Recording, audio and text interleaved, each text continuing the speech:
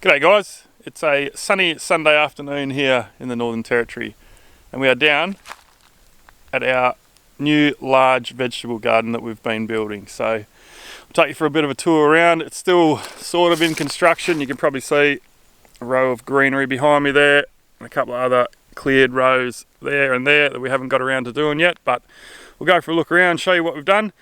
But I suppose we should start with the fencing. So you can probably see in the background there, got some wire mesh and pickets holding up the fence. It's about 30 metres by 30 metres ish, big square. So we've put that up to keep the wallabies in check because they would decimate the plants in here. So let's go inside and have a look and we'll show you around. Before we go inside, you can probably see the water tank behind me. So we moved that. It used to be down by the bore, which is just down around the corner there, but worked out we didn't really have a need for it up there, so moved it up to here. So the bore line is just over on the fire break. We just tee it in off that with a tap, comes in up there, fills the tank up, and then the water comes from the tank down around to a pump down here. So I'll take you to the pump and show you how that works. Come on, get up. What are you doing, buddy? Righto, so the water comes from the tank, you can probably see in the background, down through the poly pipe and into this cheap little Ozito pressure pump from Bunnings.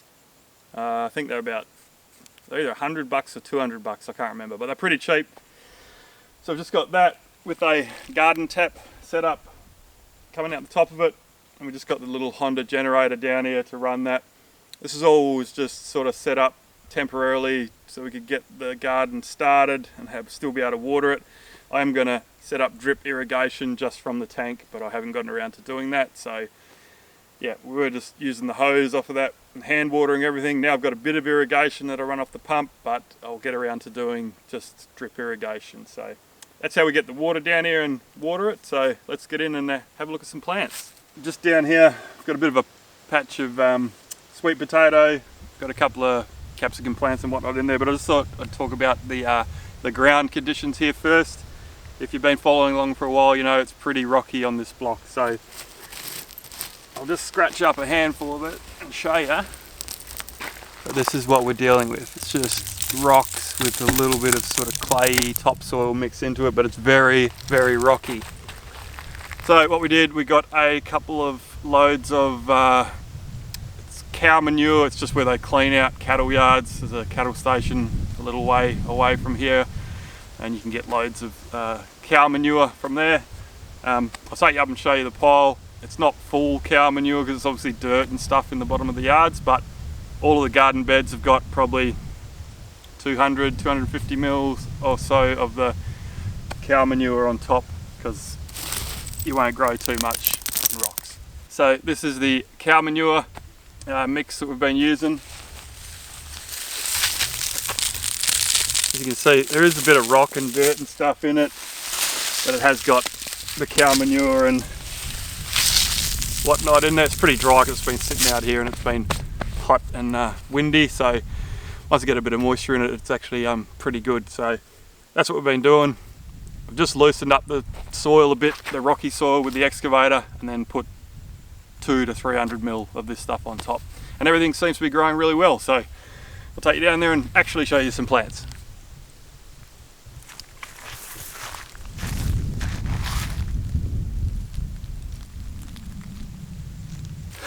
Alrighty, so we'll start on this first bed that we made. I can't remember exactly how long they are. It's probably like about 20 or so meters long, about 900. They are 900 wide because I used the 900 wide bucket of the excavator to scratch all the stuff off the surface. We've got a big row of cherry tomatoes with we've got some basil and capsicum plants and a few sunflowers and whatnot in between them all, but it's mostly cherry tomatoes in this one row. Love tomatoes. I can't remember exactly what variety it is, but I have never seen so many cherry tomatoes on one bush. Not that I've ever grown anyway. You know, maybe someone else is a better tomato grower than me, but the amount of fruit, flowers and whatnot on these bushes is ridiculous. I'll bring you in for a bit of a close up. If you have a look here, there is so many tomatoes on here. It is crazy. And I don't know, I've probably got about 20 of these bushes. All of these plants in this garden, except a couple of spinach plants, we've grown from seed. So yeah, it's been a bit of a process. These were about, I don't know, yay big when we planted them, and they've been in the ground for, I don't know, a couple of months now. So the warm weather and, you know, watering them every day, they've really taken off. You can probably see that all of the lower branches I haven't tied up. I've only sort of staked up the main leader, and I've just left the lower branches, and they've just kept growing out onto the ground like a vine. So yeah, I'm sure that'll change in the wet season. They'll get problems with moisture and mold, but whatever, it's working fine at the moment. So you can see there's a little basil plant, capsicum, another few capsicums hiding over there, basil plant in the middle of all the tomatoes. Just walking on up the row, we've got sunflowers that haven't got their flower on them yet in the middle, but trying to plant a few different bits and pieces. Not sure how well the camera will pick it up, but from the end to about here we planted in one section, then we had more seedlings growing. So we got the biggest ones there, it's probably about 8 or 10. And as you come along, they're a little bit shorter because we sort of planted them in stages. And then there's another batch up here that is quite short. So see how long we can keep going on, rolling in production. You'll see there's another cleared area here. I've started putting the cow manure in, but I need to get this bit filled up all the way up to the other end here and start the second bed. And then I've also got a third bed, same deal, 900 wide along here. So I'll have 3 rows of active beds. That's the little sweet potato patch. I don't really use too many sweet potatoes, but the leaves on them are really good if you just cut them up and put them in. You can put them in salads, or you can use them in fucking stir fries or whatever. So I don't know, probably get a few sweet potatoes out of the ground, but that's not really what we're growing it for.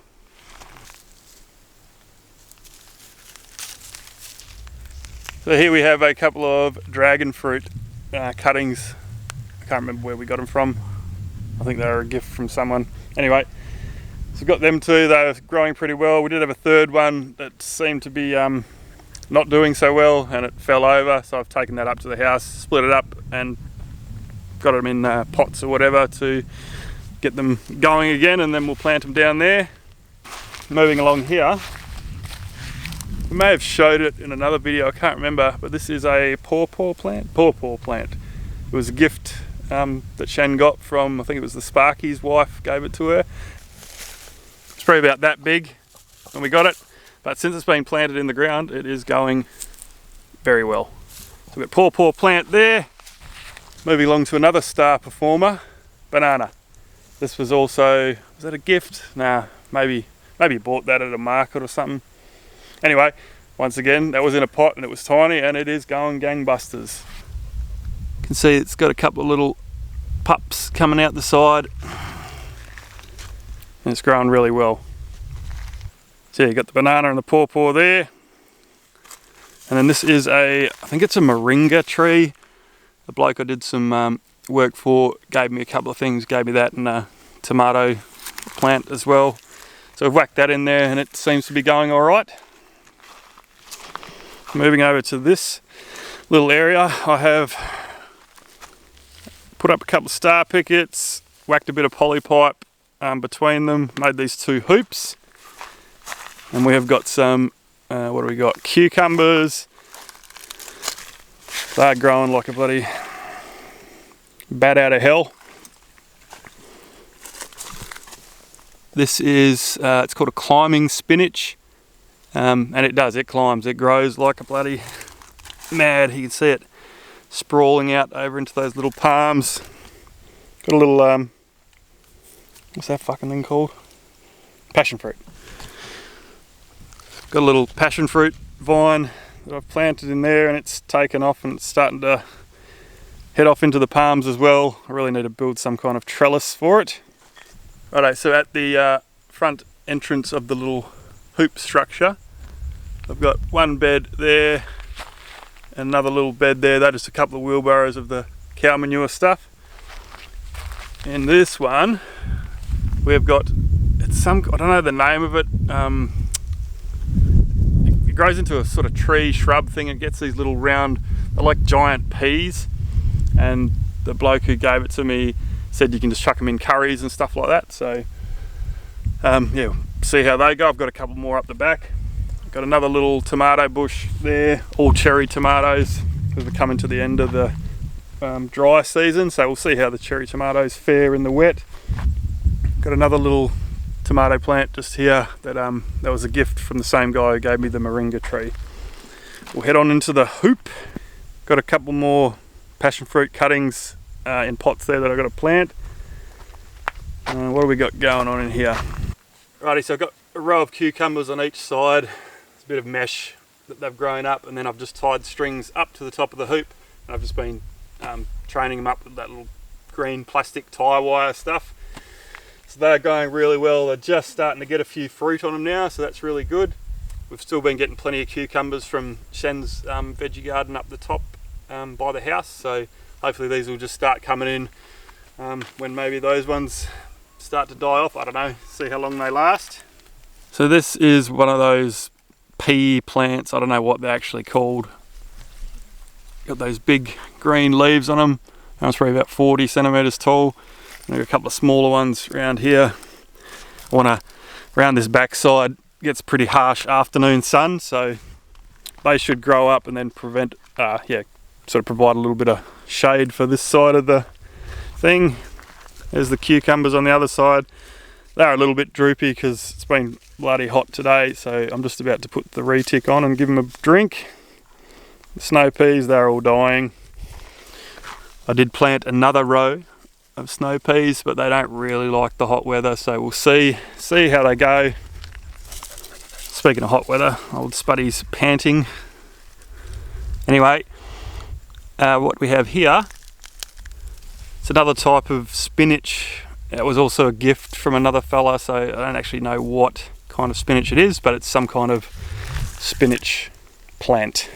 Around the back side of the hoops here, got another one of the climbing spinach on each end of the each hoop, and they are spreading out nicely.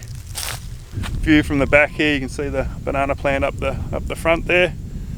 So that's sort of what we've got going on at the moment. Obviously we've got more areas cleared to fill in and make more garden beds, but this has just been one of those projects where if we've got a bit of spare time, come down, carry some wheelbarrows full of the cow manure down and just keep building the beds out. So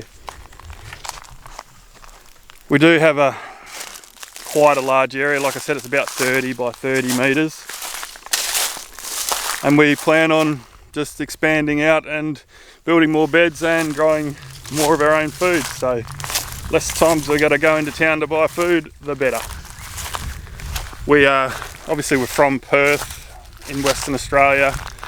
That's where we've spent the majority of our growing time. So obviously the seasons and that are a lot different up here. So we'll be sort of learning as we go. I know a few of you, especially old Leon from Pine Creek, he's been giving me a few tips. So we'll just sort of see what the wet season brings, and been doing a bit of Googling and whatnot to see what are the best things to grow. I've planted a couple of watermelon vines up here, back up near the pump and the gate.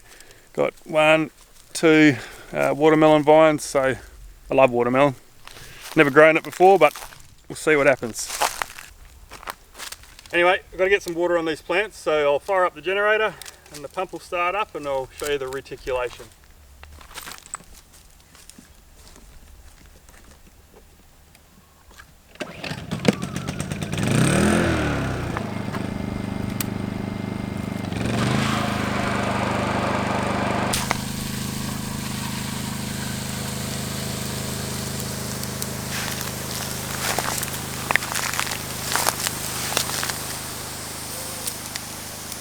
You can probably see, I don't know if the camera picks it up, but got the little 19mm poly pipe. It's got these small micro 360-degree sprinklers.